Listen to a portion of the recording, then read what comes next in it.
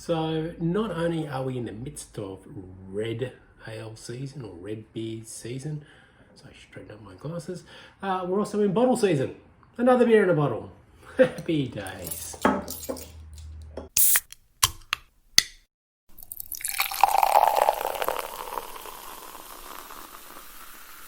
So today on ABV TV we are drinking a Red IPA out of Mudgee Brewing Co., who are funnily enough located in Mudgee in New South Wales.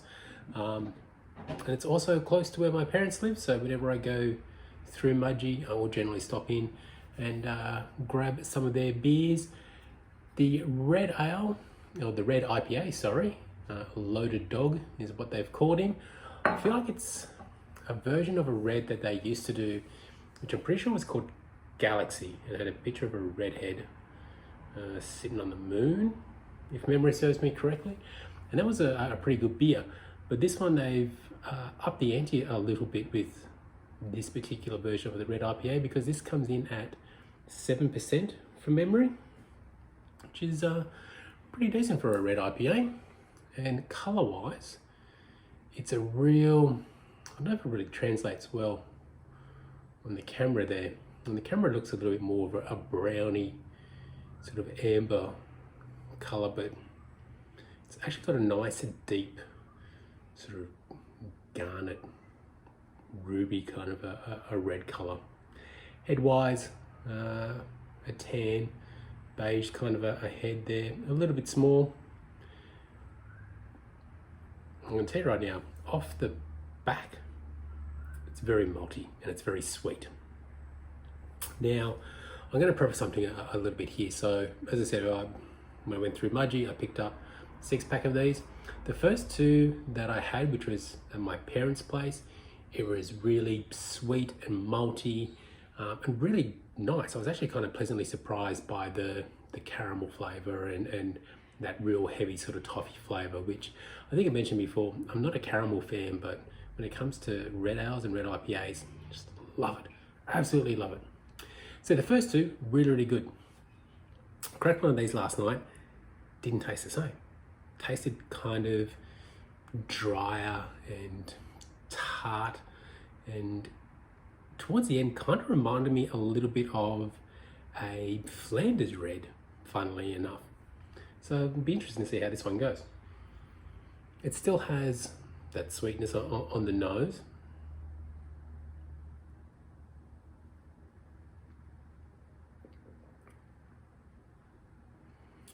So the sweetness is still there, but there is a bit of a dry finish to it, and that's what I was experiencing last night.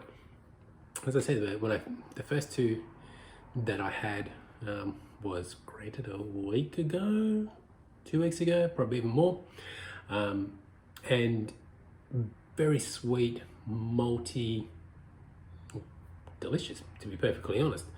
But this has now got that sort of a drying sort of feeling to it, which is it's hard to explain. It really is hard to explain. Like what I initially got from the beer is still there, but it's that dry tartness at the back end which is confusing me a little bit, and I'm not sure what's going on there for that to happen. I get it if they were definitely trying to make a Flanders red, or maybe that's what the end game may be. It just needs to age for a bit longer to get that way. But this beer profile has changed quite a bit from when I first initially had it. Now I've still got 2 bottles left, and those 2 bottles are still at my parents' place, and I'm not going back up there for a little while. So it'll be interesting to see what they're like when I get back up there. But if I go back to what I originally got from the beer, it was really enjoyable, and I quite liked it. I was kind of pleasantly surprised that a red ale or a red IPA can take those elements of an English IPA, which isn't hop flavour so much. It's hop bitterness, but not hop flavour, and combine to red ale and make a nice sort of a balanced beer, which probably lent a little bit more towards the maltiness to it. But yeah, now what I'm getting is completely different and unusual. So I don't know if that's something that was intended or it's just an accident along the way. I'm not really sure what has happened, but it's still good beer, and I'm not going to discredit it at all. It's just funny how it's changed flavor compounds. And clearly I'm going to keep drinking it because it's beer.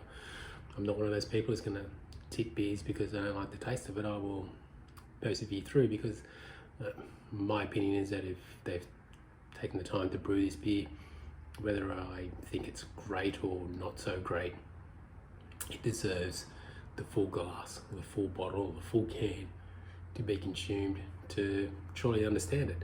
Now, there's been some beers where I've not liked at first and have grown to like. Hell, when it comes to IPAs, I hated IPAs when I first had them. I thought they were horrible. And then there was two beers that turned me into IPAs. Ballast Point's Big Eye IPA, which I've not seen in so long. I don't even know if they make it anymore. And Sierra Nevada's Torpedo IPA, which I also haven't seen around in a while, but I know they still make it. I don't know why it's not around anymore. Probably should look into that a little bit further. But yeah, I never liked IPAs. And then those two beers kind of converted me into an IPA drinker. Carl Strauss Tower 10 was also another one that converted me, and by accident I thought I picked up a 6-pack of the Pale to go to a party. It's the 6-pack of the IPA, so I couldn't work out why. I was a bit pissed 4 beers in because it's 7%, that's why. Sours are another one which at first was not a fan of at all, and I'm slowly grown to appreciate sours. Berliner Weiss is probably the most tolerable sort of a sour that I can sort of handle a lot of. But even like when you get to those traditional, more like that's Flemish, Flanders Reds, sorry, and some of those like Belgian sours, do struggle still a little bit with them. But I can also appreciate the beer style and how good that beer is. It's all taste and perception at the end of the day. That's what this is. That's how it all works. Anyway, rambling. Mudgee Brewing Co.'s Loaded Dog. If you're out at Mudgee, stop in, check out their beers. They don't only do beer, they're actually open for coffee. So if you're not a beer drinker and you're there at 9 o'clock in the morning, you can always get a coffee. The food's pretty good as well, and there's usually 6 to 8 beers on tap, core range and plus seasonals. And it's a cool little spot, especially in Mudgee, which is the heart of wine and wineries around that region. To have a brewery, it's fantastic. Anyway, Mudgee Brewing Co. Go out and get him.